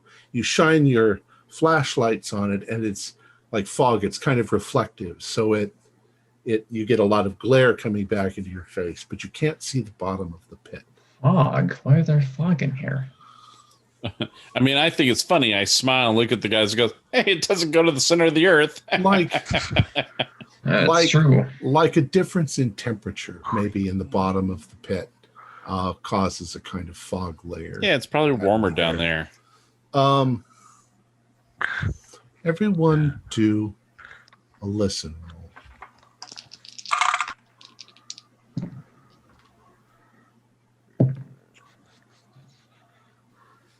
Negative, Ghost Rider. That would be a regular success. Okay. Who succeeded? Raise your hand. Okay. Jamie, you're standing there and you hear something. It's very faint, but you're almost dead sure that it was a voice. And it said, "Dear God, is there someone up there?" Dear God, there's somebody down there. What? On. That's impossible. I heard a voice. No, you're telling Ghost Dirt. Come on. No, I'm dead serious. I heard a voice that, "Dear God, is there somebody up there?" I'm like, hello? Oh, please, help me. What? How could anybody be alive in here? I don't know. Maybe they were like us and they fell in or something. Obviously they're not from the 40s. Who are you? I fell in. Help. It says. I get another chem light and length of rope, and I tie a chem light to the end of the rope and start lowering it in. Tell him to find the glowing stick on the end of the rope. Where did he come from? There's no footprints in the dust. What? How did you get in here? Help me. I've fallen in. Help. Look for the light. Can you see the light dangling from a rope? Dear God, is there somebody up there? Please help me. I'm feeding the rope in with the stick, the glow stick. It sounds like a man's voice. All right, you're lowering the string in with the chem light, and it hits the fog layer, and it goes through the fog and casts a slightly dim, slightly brighter now, because now there's two down there. But nothing happens. Help, please, I've fallen in here. Maybe it's a recording. Can you hear us? Help me, please. Do you hear us? Please respond in a way that you can hear us. Suddenly, from down below, there comes a noise, a blast of sound, like trumpets, like howling wind, like it's almost deafening, like the howl of some horrible creature. Everybody do sanity rolls. Do power rolls. 41 again. Hard success. I will spend 5 points to make it a success. I passed a roll. Hey! So you all passed. Yes. Is that correct? Yes. Yes. You passed? All right. You all grab your ears and you jump back, and the voice says, "Dear God, please let me out. Please let me out. Help me.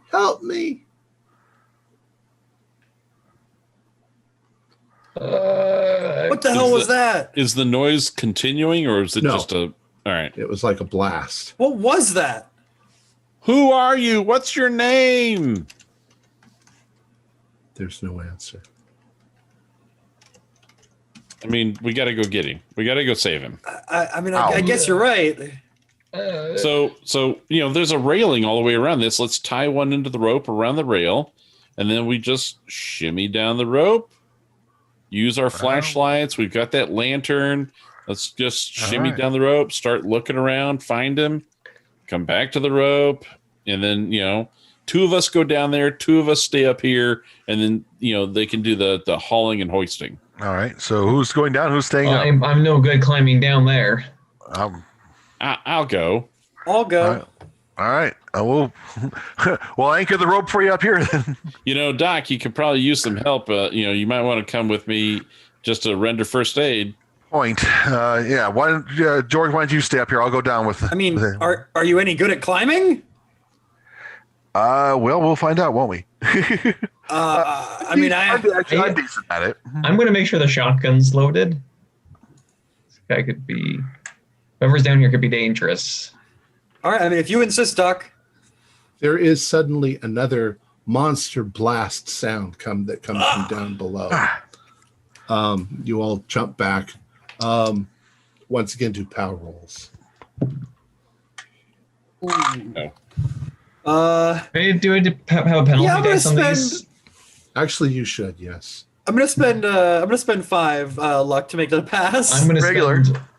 Yeah, I did a penalty dice on the last one, so pass. But this one, I'm gonna spend 3 luck to make it a pass. Okay. And Jamie? Regular success. Okay. You don't know what that noise is. It sounds terrifying, but the voice comes up again. Please help me. We're on our way. We're on our way. What is making that sound? I don't know. Maybe it's a gong or something down there. Who knows? All right. So with the dock ready, I'm gonna. We might need a stretcher or something, so I'm going to take my pack with me because we can always, use the frame as a stretcher. Yeah. So I'm going to, take my legs over the railing, grab onto the rope, and start, kind of rappelling down. Did we figure out how about we've an estimate of how far down we think it is? From dropping the thing, you think it may be 50 feet. Okay. All right. So I'll follow down. All right. So you're both going to go down at the same time on the same rope? Yeah. Do we have 2 ropes? We have 3, actually. You have 3 that are each about 100 feet long. All right. Well, let's each take a different rope. Okay. So. Okay. All right. Yeah. But Logan, you seem to be going down first. So. Yes. Logan. Climb roll? Yeah, do a climb roll. Unless you have some means of. I have a very nice hard success. Oh, okay. Nice. So you've climbed rope. You guys are thrill seekers. You guys have done some rope climbing. I got a great climb. I'm well experienced. You get down to the fog layer. And you start to move down through it. As you move down through it, the light from the chemolites it brightens, and you notice that there is someone down here. They're just a shadow at the moment, but you can't really tell how tall they are. They seem rather tall and thin. Maybe emaciated from not eating, but whoever it is moves towards you, and you suddenly feel something grab a hold of your foot. Okay. And do a strength roll. Oh, also a really good hard roll, hard success. It is bigger than a normal hand, whatever it is. It wraps around your foot and it attempts to yank you off the rope. And as it does this, another blast of sound comes up.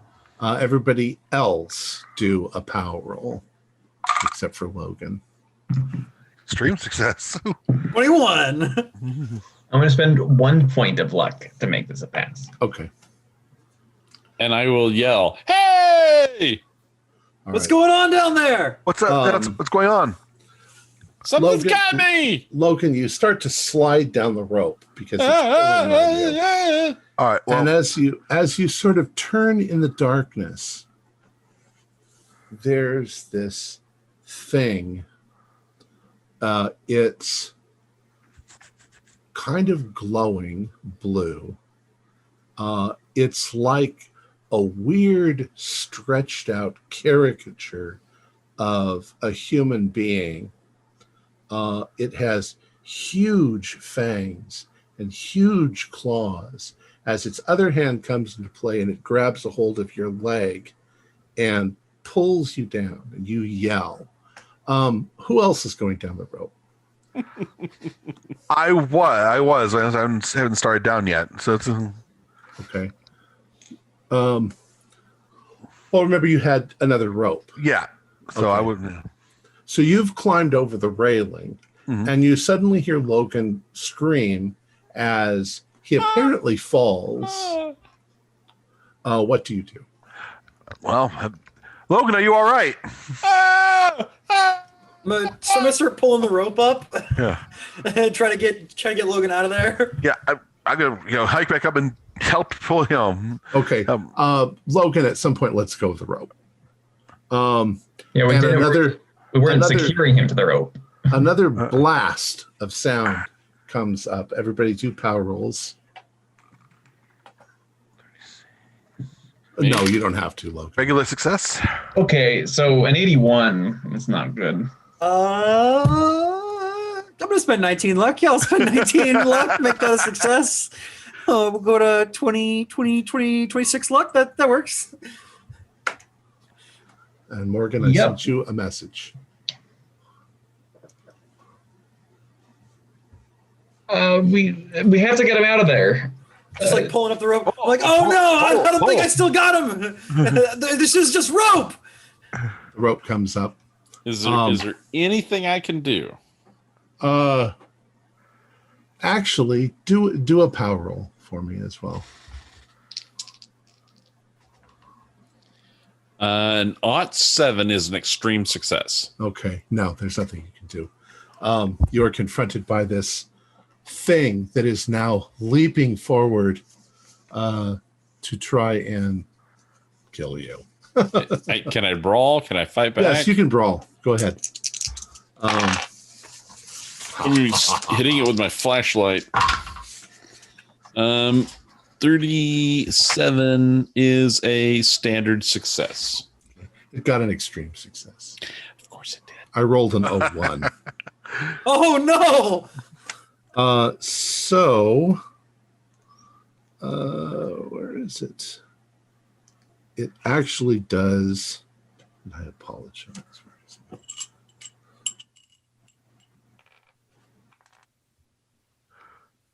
Does 5 hit points of damage to you. So at this point, it sounds like Logan is being torn to shreds. George, what do you want to do? At this point, I've started pulling the rope and realized there's nothing to pull, and so now I'm running over to make sure that Jamie. I'm gonna make sure that Jamie is up at least. What are you doing? You have to go down there and help him. I don't. Wait, he's not attached to the rope anymore. I don't know what to do. Pull him down the rope. Go get him. You have to go get him.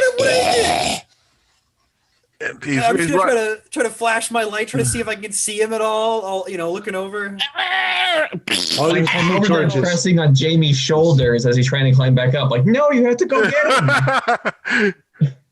What do you know? Get him up here. No, you have to go down and get him. No, Avery, I'm just gonna like shove you out of the way. No, get him up here, and I'm gonna help fighting Jamie you. out. He has to go get All him. right. He has to go save those people. No, we just lost one person to the rope. We're not losing another. Logan, but at this point, Logan stops making any noise at all. Oh shit! Well, I got a 10 to shove you out of the way and pull Jamie up. I failed completely at it. I'm like, get up here, Jamie. Jump over the railing. What the hell? What's down there?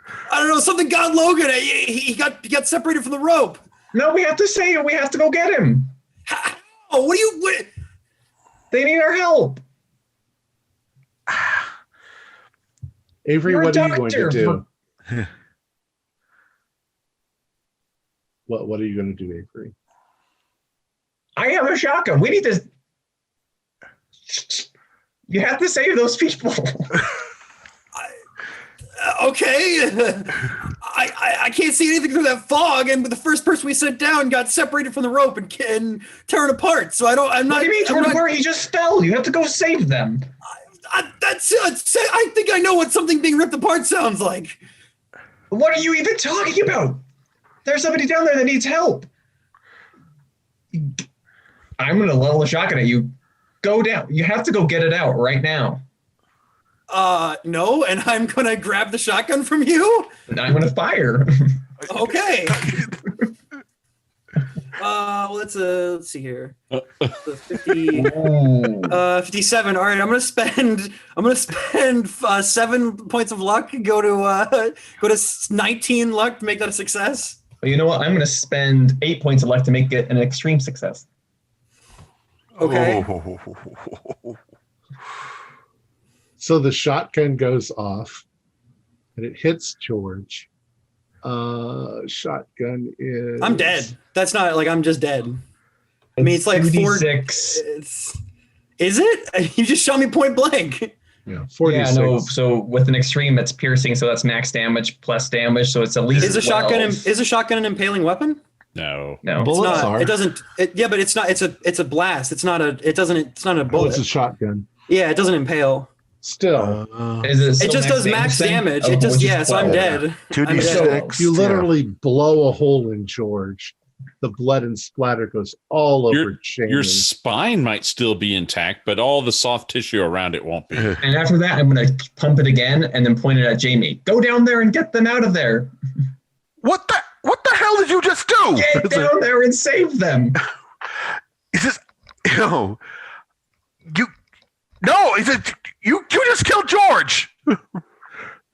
There is another horrific blast of sound from down below. Jamie, do a power roll. That time, that is a failure. All right. Now you're starting to see the world my way. You have to go down there and save all those of a people. sudden you start to realize that everything Murphy is doing is completely reasonable, and that there is somebody down there that really needs to be rescuing. You can worry about George and Logan later. You know what? You're right. Anchor the rope.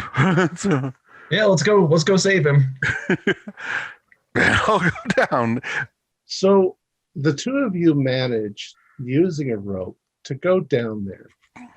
And when you reach the bottom, Jamie, what you see looks like a person. It looks like somebody who was maybe a doctor or somebody who worked at the facility. He's in a lab coat. He seems to look perfectly normal. You don't know how he managed to survive, but obviously he just can't climb out. And so you help him with the rope to climb out. And Murphy, as you see this doctor fellow climbing out of the pit, you go over and you help him get out. And he doesn't say anything to either one of you as the two of you help him out of the rope. But he starts to act rather oddly, because he goes towards one of these electrode things, and he hits it with his hand.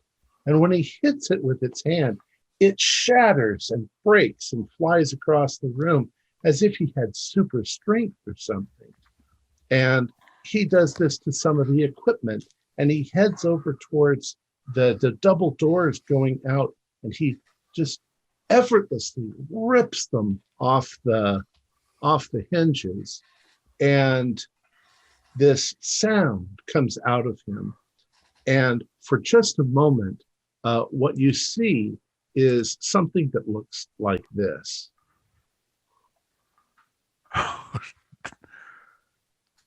And as you see it, Avery, you suddenly feel tingling in your skin, and likewise, Jamie, you also feel tingling in your skin, and you notice that the ends of your fingers have turned kind of bluish white, and your hands, and then your arms. And Dr. Jamie, you recognize severe frostbite is setting in, but it's setting in so rapidly, and you feel very tired. And after a few moments, you feel just like going to sleep, but you end up falling asleep, standing up, turning to ice slowly, and you freeze solid. And that's the end of the story. It was an avatar of Ithaca. And you never went into the control room where the filing cabinets were. That was the other room. You would have discovered that Operation Boreas was an attempt to somehow harness this creature's power to control the weather. And the bodies in the other room are all accidental victims trying to subdue this thing, where they got electrocuted or drowned or some other weather-related, energy that it put at you. And of course, it just wanted you to get out of the pit. It wanted it to get out of the pit. One of the doctors had fallen into the pit, and the creature was just mimicking what that guy had said. It didn't really know what it meant. It never said anything more than, dear God, get me out of the pit, and things like that. But that's the end of the story. I love it. It was cool. One of you at least killed the other one. That was awesome. Yeah.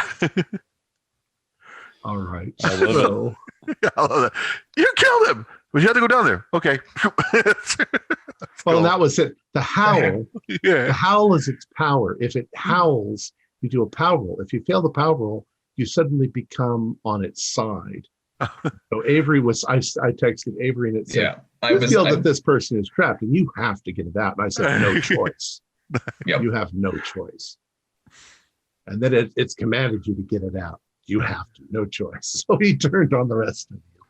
All right, let me go ahead and do the closing. Our players included Morgan Llewellyn, Eddie Detlef, John Dos Passos, and John Hook, with yours truly as a keeper of the secrets.